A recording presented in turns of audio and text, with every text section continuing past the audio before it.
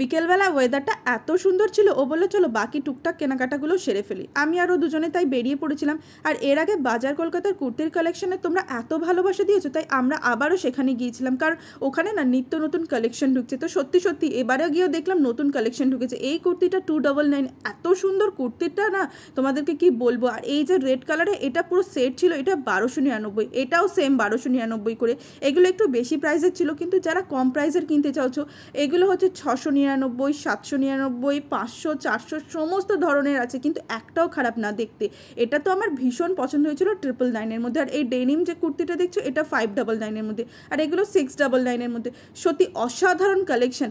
সব থেকে বেস্ট লেগেছে এই ওয়ান পিসটা, এটা এত সুন্দর ছিল না 499-এর মধ্যে। এর কালার কম্বিনেশন বলো আর কাপড়ের কোয়ালিটি অসাধারণ।